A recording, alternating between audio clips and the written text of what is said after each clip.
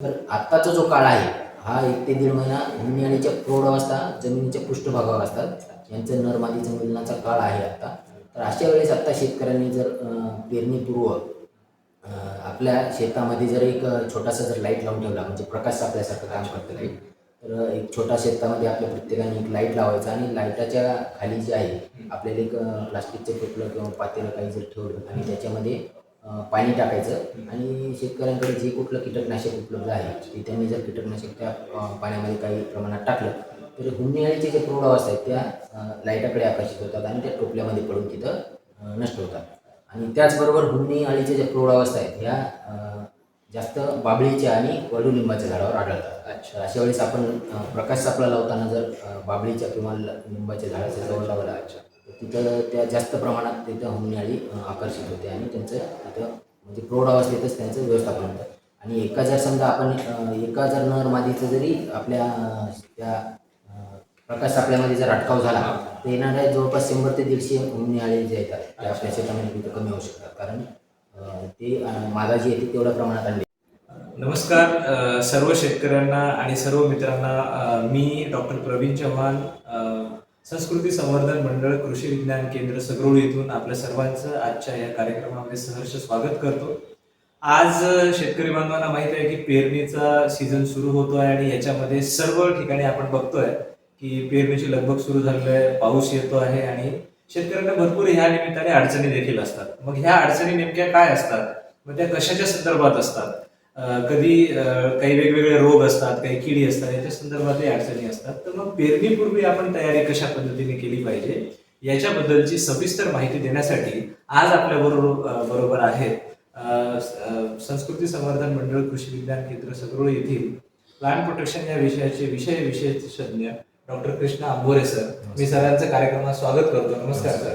आणि मी आज अपेक्षा करतो की शेतकरी बांधवांना आणि इतर सर्व त्याच्याशी रिलेटेड लोकांना ज्या काही अडचणी असतील त्यावर सर सविस्तर आपल्याला मार्गदर्शन करतील. तर सर परत एकदा आपलं स्वागत करतो आणि आपण आजच्या कार्यक्रमाला सुरुवात करूया. नक्कीच सर. तर पहा सर, आपल्याला माहिती आहे की आता पेरणीची लगबग सुरू झालेली आहे. सगळ्या शेतकऱ्यांना वेगवेगळ्या अडचणी असतात आणि त्याच्या सगळ्यात महत्वाची अडचण जी आपण पाहतो ती म्हणजे कुठल्या किडी येऊ शकतात किंवा त्याची काय पूर्व तयारी आपण केली पाहिजे. तर याच्या संदर्भात आपण थोडक्यात शेतकऱ्यांना मार्गदर्शन करावं अशी अपेक्षा आहे. नक्कीच सर, धन्यवाद. शेतकरी बंधूंना असं सांगतो मी की म्हणजे येणारा जो काळ आहे आता इथून पुढं आपलं पेरणीचा सीझन सुरू आहे. बऱ्याच ठिकाणी काही 20-25% पेरणी झालेली पण आहे, पण अजूनही समाधानकारक पाऊस नाही आहे. जसं नांदेड परभणी जिल्ह्याचा जर विचार केला तर अजूनही तेवढा समाधानकारक पाऊस नाही आहे आणि बऱ्याच शेतकऱ्यांचे पेरणी तिथं अजून बाकी आहे. तर अशा वेळेस आपण पेरणीपूर्व विविध उपाययोजना जर केल्या तर त्यामार्फत आपण येणारा पुढचा जो शेतावरील आपल्या कीड आणि रोगांचा प्रादुर्भाव जो आहे तो तिथं आपण कमी करू शकतो. तर याच्यामध्ये पेरणीपूर्व कीड व्यवस्थापनामध्ये अनेक बाबी असतात. त्याच्यामध्ये जास्ती करून म्हणजे मशागती पद्धतीचाच तिथं अवलंब होतो. जसं की सर्व शेतकरी करतातच, ते खोल नांगरट असेल किंवा त्या शेताला अवताने पाळी घालणं वगैरे असेल, हे एक मशागती पद्धतीचाच भाग आहे. जेणेकरून जमिनीतल्या किडींच्या ज्या अवस्था येतात, अंडी असतील, कोशावस्था असतील किंवा इतर अवस्था असतील, तर त्या अवस्था पृष्ठभागावर येतात आणि त्या तापमानामुळे गरम तापमानामुळे तिथं उन्हामुळे नष्ट होतात किंवा त्यांना बगळे असतील किंवा इतर पक्षी असतील ते वेचून तिथं खात असतात. त्याचबरोबर आत्ताच्या उपाययोजना जर करायचं म्हणलं तर आता बऱ्याच शेतकऱ्यांचं बियाणं जे आहे ते निरोगी बियाणं निवडणं असेल, बीज प्रक्रिया करणं असेल, त्याचबरोबर शेतामधील काळी कचरा वेचून शेत तणमुक्त ठेवणं असेल, ह्या अनेक बाबी तिथं आपण जर शेतामध्ये राबवल्या तर त्याच्यामुळं आपण येणारा पुढचा जो कीड आणि रोगांचा प्रादुर्भाव असेल तो तिथं आपण कमी करू शकतो. तर याबद्दल आणखी थोडं सविस्तर सांगतो मी की त्याच्यामध्ये सांगायचं झालं तर आता जसं की काडी कचरा जो वेचतो आपण, कापसाचं शेत असेल किंवा सोयाबीनचं पेरणीचं शेत असेल, तर प्रत्येक याच्यामध्ये आपण काडी कचऱ्यामध्ये काय असतं की त्या किडीची जी अवस्था असते, काही अंडी अवस्था असू शकतात, काही किडे जे असतात त्या खोडामध्ये कोशावस्थेमध्ये जातात. तर अशा कोशावस्था असतील तर त्या काडी कचऱ्यामध्ये तिथे जळून जातात. त्याचबरोबर अनेक किडी जे आहेत ते गवताला पर्यायी खाद्य म्हणून तिथं वापर करतात. तर अशा वेळेस आपण शेत पण तणमुक्त जर ठेवलं तर तिथं आपल्या शेतामधून आपण कीड रोगाचा प्रादुर्भाव कमी करू शकतो. त्याचबरोबर शेतकऱ्यांनी पीक फेरपालटही करणं आवश्यक आहे. आता बरेच शेतकरी उन्हाळ्यामध्ये जे आहेत ते भुईमुगाचं पीक घेतात आणि लागलीच आता खरीपमध्ये सोयाबीनचं पीक घेतं. तर असं भुईमुगानंतर सोयाबीनचं जर पीक घेणं आपण टाळलं तर तिथं तंबाखूवर पाणी खाण्याची जी अळी आहे त्या अळीचा आपण प्रादुर्भाव तिथे कमी करू शकतो. तर अशा अनेक उपाययोजना त्याबद्दल आपण म्हणजे सविस्तर चर्चा एकंदरीत करूया. असं म्हणायचं आहे की स्वच्छता ही शेतातली फार महत्वाची आहे आणि त्याचबरोबर जे काही मागच्या पिकांचे जे काही रेसिड्यूज आहेत त्याचं पण मॅनेजमेंट करणं फार गरजेचं आहे. सर, आपण जसं सांगत होतात की आपण बघतो की नांगरणी होते, वखरणी होते किंवा मशागत होते, त्याच्या मागे मागे आपण बघतो की सगळे पशु पक्षी तिथे जमा होतात आणि ते ज्या कोशावस्था असतात किंवा अंडी असतात ते खातात आणि एक नैसर्गिकरित्या आपण तिथे व्यवस्थापन करू शकतो. तर त्याचबरोबर आपण एक बघतो की आता ह्या सगळ्या गोष्टी झाल्यानंतर बीज प्रक्रिया हा देखील एक फार महत्वाचा मुद्दा आहे. म्हणजे शेतकऱ्यांना याच्याबद्दल खूप कमी जागरूकता आहे. मला असं वाटतं की बीज प्रक्रिया करणं ही किती आवश्यक आहे आणि त्याचं महत्त्व काय याच्याविषयी आपण थोडंसं सांगा. नक्कीच सर, कोणतेही पीक असेल, खरीपाचं असेल किंवा रब्बीचं कुठलेही पीक असेल तर त्याला बीज प्रक्रिया करणं अत्यंत आवश्यक आहे. कारण बीज प्रक्रिया हे जसं आपल्या लहान मुलांना आपण लसीकरण करतो त्या पद्धतीनं बीज प्रक्रिया हे आपल्या पिकासाठी काम करते. येणाऱ्या पुढच्या काळामध्ये जे कीड येणार आहेत त्यांचं तिथं प्रतिबंध होतं. म्हणजे बीज प्रक्रिया ही थोडक्यात एक प्रतिबंधात्मक उपाययोजना आहे. म्हणजे येणाऱ्या कीड रोग तिथे येऊ नये म्हणून त्या अनुषंगाने आपण बीज प्रक्रिया केली पाहिजे. आणि सर्वात सुरुवातीला आपण जे बीज निवडतो आधी बीज प्रक्रियेच्या आधी आपण निरोगी बियाणं तिथे निवडलं पाहिजे. आपल्या शेतामध्ये जे आपल्याला पेरणी करायचं आहे त्याच्यामध्ये रोगीट बियाणं नसलं पाहिजे, कुठल्या बियाणाला बुरशी नसली लागली पाहिजे आणि चांगलं दाणेदार बी आपण तिथं निवडायचं आणि त्याच्यानंतरच ते बी जे आहे ते आपण तिथं पेरणीसाठी तिथं वापरायचं. तर निरोगी बियाणं आणि बीज प्रक्रिया करणं हे एक अत्यंत महत्त्वाचं तिथं म्हणजे आपण उपाययोजना केली पाहिजे. त्याच्यामध्ये जर सांगायचं झालं तर बीज प्रक्रियेमध्ये सोयाबीन पिकाच्या बाबतीत जर सांगायचं झालं तर बीज प्रक्रियेसाठी पण विविध तिथं घटक तिथं आपल्याला गरजेचे असते. जसे की कीटकनाशक असेल, बुरशीनाशक असेल, त्याचबरोबर जैविक खते असतील. तर याचा एक क्रम असतो. बीज प्रक्रिया करण्याचा जो आहे तो क्रम असतो की सर्वात सुरुवातीला आपण रासायनिक जे औषध आहेत आपले कीटकनाशक असतील किंवा बुरशीनाशक असतील यांचं तिथं आपण बीज प्रक्रिया केली पाहिजे. ही बीज प्रक्रिया आपण म्हणजे पेरणीच्या आधी काही तास आधी करू शकतो किंवा आदल्या दिवशी शेतकऱ्यांना बरेच वेळेस पेरणीच्या दिवशी घाई होते तर त्यांनी आदल्या दिवशी किंवा 1-2 दिवस आधीसुद्धा ही बीज प्रक्रिया रासायनिकची तिथं बीज प्रक्रिया करून ठेवू शकतात. आता रासायनिकसाठी जर आपल्याला जे केमिकल वापरायचं आहे ते म्हणजे बाजारामध्ये वेगवेगळ्या नावानं उपलब्ध आहे. त्याच्यामध्ये अझाझोक्स्ट्रॉबिन अधिक थायोपिनाइट मिथाईल अधिक थायोमेथॉक्सॅम हे रासायनिक संमिश्र कीटकनाशक आणि बुरशीनाशकाचं प्रोडक्ट बाजारामध्ये उपलब्ध आहे. त्याची बीज प्रक्रिया आपल्याला 5 मिली प्रति किलो बियाणं या प्रमाणात आपल्याला घ्यायचं. म्हणजे 10 किलोला 50 मिली औषध तिथं आपल्याला वापरायचं आहे. याची बीज प्रक्रिया करायची आणि ही बीज प्रक्रिया झाल्यानंतर आपल्याला जैविक जे काही बुरशीनाशक असेल किंवा जैविक खते जे आहेत यांची बीज प्रक्रिया करणं आवश्यक आहे.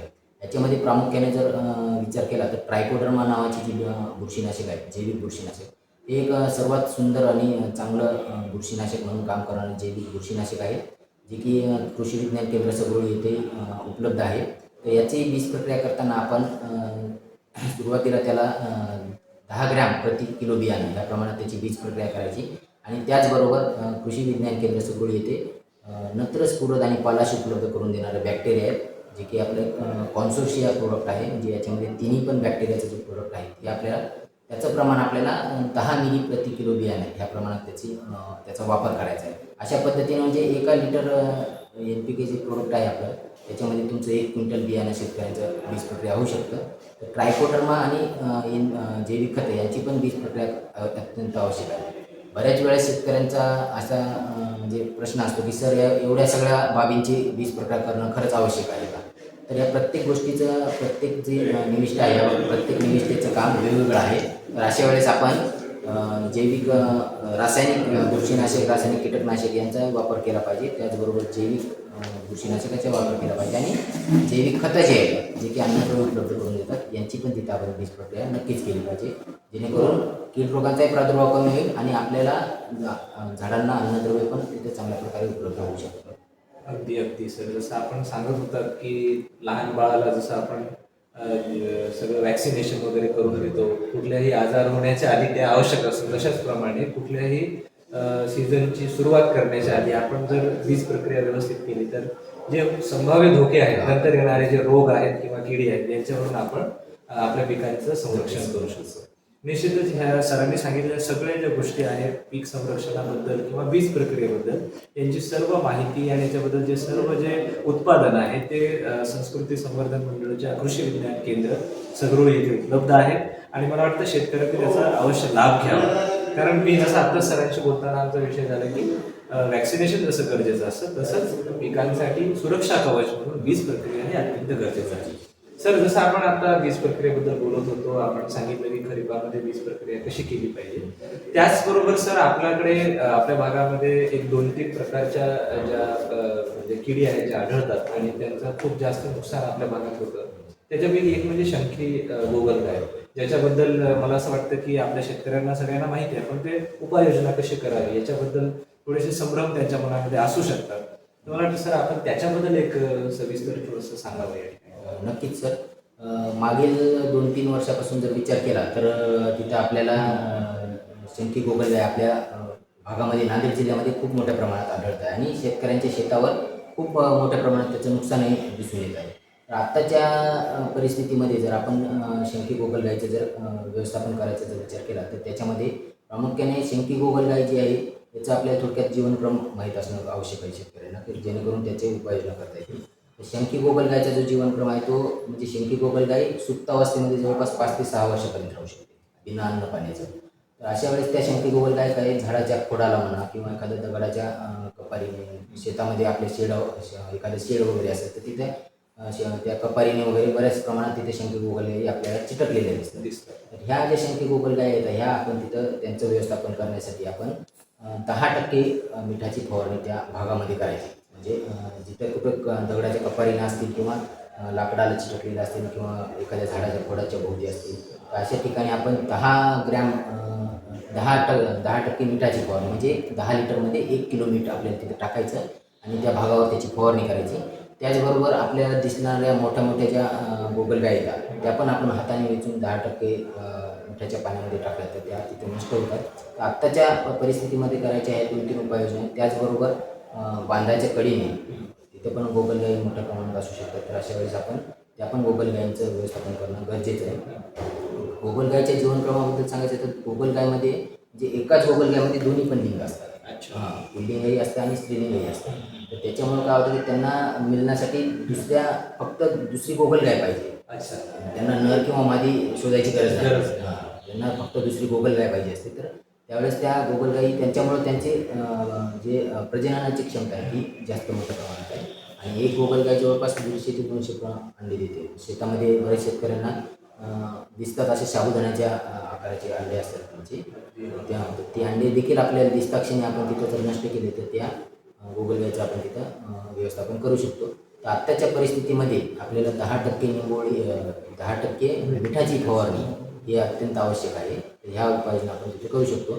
कालांतरानं जसं जसं पीक आपलं मोठं होत राहील आपण परत एखादा एपिसोड घेऊन त्यावेळेसचं नियोजन जे आहे ते आज शेतकऱ्यांना करूया. म्हणजे जसं वेळ बदलेल आणि सीझन आपलं समोर जाईल आणि त्याच्या प्रमाणात ज्या प्रमाणात आवश्यकता असेल आपण त्या प्रमाणात त्याच्या उपाययोजना आपण शेतकऱ्यांना किंवा सर्व शेतकरी बांधवांना सांगत आहोत. तर जसं आपण शंखी गोगलगायबद्दल सांगितलं आणि फार रहस्यमय एक जीवनक्रम आहे आणि खूप जास्त प्रमाणात अंडी घालतात म्हणजे ते तेवढीच धोकादायक शेतकऱ्यांना ठरू शकते. नक्कीच आपण या विषयावर अजून सविस्तर माहिती पुढच्या एपिसोड्समध्ये घेऊ.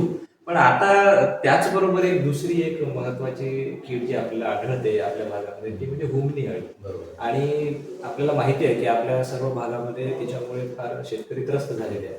तर मला असं वाटतं सर आपण त्याच्यावरही थोडासा प्रकाश टाकावा जेणेकरून शेतकऱ्यांना ही हुमणी अळी काय असते आणि कशा पद्धतीने ती गोष्टी करते मला वाटतं त्याबद्दल आपण सांगितलं तर नक्कीच सर. म्हणजे हुमणी अळी जी आहे ही एक अत्यंत महत्त्वाची कीड आहे आणि अत्यंत नुकसान करणारी कीड आहे. जवळपास भारत देशामध्ये जर विचार केला तर जवळपास 180 ते 185 पिकावर विविध पिकांवर तिचा प्रादुर्भाव दिसून येतो. त्या किडीला राष्ट्रीय किडीचाही दर्जा प्राप्त आहे. एवढी ती कीड म्हणजे राष्ट्रीय दर्जावर पण महत्त्वाची कीड आहे आणि जास्त नुकसान करणारी कीड आहे. तर ह्या किडीच्या व्यवस्थापनासाठी आत्ताचा जो काळ आहे हा काळ अत्यंत योग्य आहे. अशा वेळेस शेतकऱ्यांनी त्याच्यासाठी हुमणी अळीचं थोडक्यात जीवनक्रम शेतकऱ्यांनी माहीत असणं गरजेचं आहे. याच्यामध्ये हुमणी अळीचं जे जीवनक्रम असतं ते 1 वर्षाचं असतं. याच्यामध्ये जूनमध्ये ती जी जून जुलैमध्ये हुमणी अळी जमिनीमध्ये जाते तिथे आपल्या झाडांच्या रोपांना ती मुळांना प्रादुर्भावग्रस्त करते आणि रोप आपले वाळतात. ती अळी पूर्ण एक वर्षभर जमिनीमध्ये राहते. जवळपास फेब्रुवारी मार्चपर्यंत ती जमिनीमध्ये राहते आणि नंतर ती फेब्रुवारी मार्च महिन्यामध्ये ती कोशावस्थेत जाते आणि परत मेमध्ये जेव्हा पहिला पाऊस पडेल आपला अवकाळी पाऊस जेव्हा पडतो त्यावेळेस ते कोशावस्थेतून प्रौढावस्थेत असतात. आणि प्रौढ अवस्था ही एकच तिची जी अवस्था आहे की ती जमिनीच्या वर असते. बाकीच्या पूर्ण अवस्था तिच्या जे 8 ते 9 महिने ही उगणी अळी जमिनीच्या खाली असते. त्याच्यामुळे शेतकऱ्यांना ती अळी दिसत नाही आणि शेतकऱ्यांना वाटतं की आपलं झाड तर मरायलं, याला कोणता दुसरा काही रोग वगैरे प्रादुर्भावग्रस्त आहे का. तर अशा वेळेस ते हुमणी अळीमुळे पण बरेच झाडं मरतात. तर आत्ताचा जो काळ आहे हा 1 ते 1.5 महिना हुमणी अळीच्या प्रौढ अवस्था जमिनीच्या पृष्ठभागावर असतात. यांचं नर मादीचं मिलनाचा काळ आहे आत्ता. तर अशा वेळेस आत्ता शेतकऱ्यांनी जर पेरणीपूर्व आपल्या शेतामध्ये जर एक छोटासा जर लाईट लावून ठेवला म्हणजे प्रकाश आपल्यासारखं काम करतं लाईट. तर एक छोटा शेतामध्ये आपल्या प्रत्येकाने एक लाईट लावायचा आणि लाईटाच्या खाली जे आहे आपल्याला एक प्लास्टिकचं टोपलं किंवा पातेलं काही जर ठेवलं आणि त्याच्यामध्ये पाणी टाकायचं आणि शेतकऱ्यांकडे जे कुठलं कीटकनाशक उपलब्ध आहे ते त्यांनी जर कीटकनाशक त्या पाण्यामध्ये काही प्रमाणात टाकलं तर हुमणी अळीचे जे प्रौढ अवस्था आहेत त्या लाईटाकडे आकर्षित होतात आणि त्या टोपल्यामध्ये पडून तिथं नष्ट होतात. आणि त्याचबरोबर हुमणी अळीच्या ज्या प्रौढ अवस्था आहेत ह्या जास्त बाबळीच्या आणि कडुलिंबाच्या झाडावर आढळतात. अच्छा. अशा वेळेस आपण प्रकाश सापळा लावताना जर बाबळीच्या किंवा लिंबाच्या झाडाच्या जवळ लावला तर तिथं त्या जास्त प्रमाणात तिथं हुमणी अळी आकर्षित होते आणि त्यांचं तिथं म्हणजे प्रौढ अवस्थेतच त्यांचं व्यवस्थापन होतं. आणि एका जर समजा आपण एका जर नर मादीचं जरी आपल्या त्या प्रकाश सापळ्यामध्ये जर अटकाव झाला तर येणाऱ्या जवळपास 100 ते 150 हुमणी अळी जे येतात ते आपल्या शेतामध्ये तिथं कमी होऊ शकतात. कारण ते मादा जी येते तेवढ्या प्रमाणात अंडी देते. त्याचबरोबर दुसरी उपाययोजना म्हणजे बरेच शेतकरी आता शेतामध्ये आपल्या शेणखत टाकतात पेरणीपूर्व. तर अशा वेळेस हुमणी अळीचं उगमस्थान म्हणजे शेणखतच असतं. कारण यांची जी प्रौढ अवस्था जी आहे मादा जी आहे ती शेणखतामध्ये मोठ्या प्रमाणात अंडी देते आणि तिथून हुमणी अळीचं जीवनक्रम सुरू होतो. तर अशा वेळेस शेतकऱ्यांनी शेणखत शेतामध्ये टाकताना जर मेटारायझियम हे जैविक कीटकनाशकाचा जर वापर केला 4 किलो प्रति एकर या प्रमाणात शेणखतामध्ये मिसळून शेतामध्ये त्याचं टाकायचं शिरकाव करायचा. त्या पद्धतीने मोठ्या प्रमाणात आपल्या हुमणी अळी जातीचं व्यवस्थापन आपण करू शकतो. तर हे जे मेटारायझियम लागणारी जी जैविक कीटकनाशक आहे हे देखील आपल्या कृषी विज्ञान केंद्र सगळं येथे माफक दरामध्ये शेतकऱ्यांसाठी उपलब्ध आहे. म्हणजे जसं आपण सांगितलं की हुमणी अळीचा मूळ प्रादुर्भाव हा मुळात म्हणजे जमिनीच्या खाली जास्त असतो. त्यामुळे बऱ्याच अंशी शेतकऱ्यांना हे लक्षात येत नाही की कुठल्या प्रकारची कीड आपल्या पिकाला लागलेली आहे आणि त्यामुळे मूळ खाल्ल्यामुळे समोरचे जे वरचे झाड आहेत ते मरतात. झाडाला अन्नद्रव्याचा पुरवठाच होत नाही नाही आणि झाड कालांतराने मरायला लागतं. सर ह्या सगळ्या गोष्टी जेव्हा आपण चर्चा करत असतो तेव्हा शेतकऱ्यांना बऱ्याच गोष्टीच्या तांत्रिक माहितीची गरज असते आणि ती तांत्रिक माहिती शेतकऱ्यांना कुठे मिळेल. तर आपण नेहमी त्यांना सांगत असतो, सल्ला देत असतो की आमचे वेगवेगळे संस्कृती संवर्धन मंडळ कृषी विज्ञान केंद्राचे वेगवेगळे व्हिडिओज फेसबुकवरती, इंस्टाग्रामवरती किंवा यूट्यूबवरती उपलब्ध असतात. तर माझी शेतकरी किंवा सर्व शेतकऱ्यांची शेतीशी संबंधित असलेल्या सर्व बांधवांना माझी विनंती आहे की आपण जास्तीत जास्त प्रमाणात हे व्हिडिओ पाहावेत, शेअर करावेत आणि त्याच्या संदर्भात जर आपल्याला काही अडचण असेल तर त्या कमेंट सेक्शनमध्ये आम्हाला लिहून पाठवल्यात आम्हाला अजून चांगल्या पद्धतीचे त्या समस्येविषयीचे व्हिडिओज आम्हाला बनवून टाकता येतील. आणि मला असं वाटतं की आजच्या काळामध्ये सोशल मीडिया किंवा ह्या सगळ्या गोष्टींच्या मार्फत आपण लवकर पोहोचू आणि आजकाल म्हणजे सर्वच शेतकऱ्यांकडे सोशल मीडिया प्रत्येक व्हॉट्सअप असेल, फेसबुक असेल, इंस्टाग्राम असतील, हे प्रत्येक माध्यम आजकाल प्रत्येक शेतकरी तिथे वापरतो. तर हे म्हणजे कमी कालावधीमध्ये जास्त शेतकऱ्यांपर्यंत पोहोचण्याचं चांगलं माध्यम आहे, प्रभावी माध्यम आहे. त्याला आपण कुठेही वापरू शकतो आणि त्याचा आपण लगेच वापर आपल्या शेतीमध्ये करू शकतो. सर आता आपण जसं हुमणी अळी आणि शंखी गोगलगाय किंवा इतर सर्व गोष्टींविषयी बोललो, आपण शेवटी आपण म्हणजे अगदी शेवटच्या टप्प्याकडे जाताना मला एक आपल्याला विनंती करायची आहे की आपण एकंदरीत सर्व शेतकऱ्यांना असा काय सल्ला द्याल जो पेरणीपूर्वी त्यांनी करायला पाहिजे जेणेकरून कुठल्याही किडी किंवा याच्या संदर्भामध्ये ते जागरूक राहतील आणि इथून पुढच्या एपिसोड्समध्ये ते आपल्याला कमेंट करतील आणि आपण तसे व्हिडिओ त्यांच्यासाठी बनवू. पण आता शेवटच्या याच्यामध्ये आपण काय अपील कराल शेतकऱ्यांना? आता शेवटी अपील करताना मी असे सांगू इच्छितो की म्हणजे शेतकऱ्यांनी कुठलीही पेरणी करताना खरीपामध्ये अनेक पिकं आहेत, सोयाबीन, तूर, मूग, उडीद आहे, कापूस आहे. प्रत्येक पिकाचे बियाणाची निवड करणं सर्वात सुरुवातीला. बरेच शेतकरी घरचं बियाणं निवडतात. अशा वेळेस शेतकऱ्यांनी बियाणाची उगवण क्षमता तपासणं, बीज प्रक्रिया करणं या अत्यंत महत्त्वाच्या बाबी येतात. त्याचबरोबर बीज प्रक्रिया केल्यानंतर शेतातील अनेक ज्या प्रकाश सापळ्याचा वापर मी जे म्हणलो, कारण हुंडणी अळीच्या व्यवस्थापनासाठी प्रकाश सापळा हे खूप चांगलं माध्यम आहे. कारण एकदा हुंडणी अळी त्या जमिनीत गेल्यानंतर ती परत आपल्याला तिचा प्रादुर्भाव होईपर्यंत ते आपल्याला लक्षात येत नाही. त्यावेळेस अशा शेतकऱ्यांनी आत्ताचा जो काळ आहे तिथं प्रकाश सापळ्यांचा वापर करणं तिथे मी ती एक अपील करेल. त्याचबरोबर शेतकऱ्यांनी इतर विषयाचं सांगायचं झालं तर BBF तंत्रज्ञानाचा वापर करणे पेरणीपूर्व, या पण तिथं बाबींचा वापर शेतकरी करू शकतात. त्याच्यावर आपण सविस्तर एक व्हिडिओ बनवणारच आहोत आणि ते आपण शेतकऱ्यांसाठी शेअर करणारच आहोत. आपण एकंदरीत पीक संरक्षण किंवा कीड व रोग निदान याच्याबद्दल जे आपण आता सांगितलं ते मला वाटतं सर्व शेतकऱ्यांच्या अत्यंत उपयोगाचं आहे. सर्व शेतकरी आणि जे शेतीशी निगडीत सर्व लोक आहेत यांनी सर्वांनी ह्या माहितीचा अत्यंत चांगल्या पद्धतीने वापर करावा अशी अपेक्षा आहे. आणि शेवटी मी परत एकदा सांगू इच्छितो, एक मला अजून एक सांगायचं आहे की आपल्या नांदेड जिल्ह्यामध्ये हळद हे एक प्रमुख नगदी पीक आहे. हळदीचे पण आता बऱ्याच ठिकाणी लागवड तिथं सुरू आहे.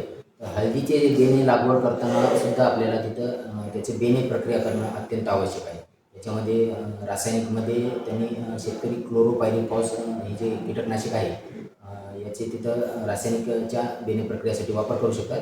क्लोरोपायरिफॉस 50 मिली प्रति 10 लिटर पाण्यामध्ये टाकायचं आणि त्याच्यामधून बेणे हळदीचे बुडवून काढायचे आणि 10-15 मिनिटांनी ट्रायकोडर्माचं जे जैविक बुरशीनाशक आहे याच्यामध्ये पण त्यांनी ते बेणे बुडवून काढायचे, जेणेकरून कीड आणि रोग म्हणजे कीटकनाशक आणि बुरशीनाशक दोन्हीचंही तिथे बेणे प्रक्रिया होईल.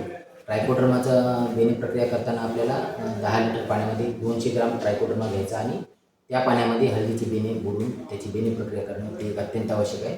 त्याचबरोबर ज्या शेतकऱ्यांनी लागवड केलेली आहे हळद, अशा शेतकऱ्यांनी हळद लागवड केलेली आहे तर आता इथून पुढे समजा 1-2 महिन्यानंतर पावसाचा सीझन राहणार आहे. अशा वेळेस आपण आपले कंद जे आहेत हळदीचे ते तिथं झाकून राहतील अशी काळजी शेतकऱ्यांनी घ्यायची. कारण कंद जर उघडे असतील तर हळदीची जी कंदमाशी आहे ती त्या प्रमुख कंदावरच त्याचं हे करते, अंडे देते. मग ते अंडे दिल्यानंतर त्या अंड्यामधून येणारी जी कंदमाशी आहे ती कंदमाशी त्या कंदाला पोखरायला सुरुवात करते. त्याच्यामुळे आपले जे कंद जेवढे चांगल्या प्रकारे मातीने झाकून राहतील अशी शेतकऱ्यांनी तिथं काळजी घेणं गरजेचं आहे. त्या ह्या 2-3 उपाययोजना केल्या तर आपण कंदमाशी तरी तिथं व्यवस्थापन करू शकतो. तर बघितलं आपण शेतकरी बांधवांनो की ज्यावेळेस आपण शेती पीक संरक्षण या विषयावर बोलत असतो आपण बघितलं की छोट्या छोट्या गोष्टी असतात ज्यांचं व्यवस्थापन करणं हे फार गरजेचं असतं. आणि आपल्याला ह्या सर्वांच्या संदर्भातले असे व्हिडिओ आपण एका ठराविक काळानंतर उपलब्ध करून देत राहू. त्यामुळे परत एकदा सगळ्यांना विनंती आहे की संस्कृती संवर्धन मंडळाचं कृषी विज्ञान केंद्र सगरोळी या फेसबुक पेजला फॉलो करा, त्यानंतर यूट्यूबला फॉलो करा.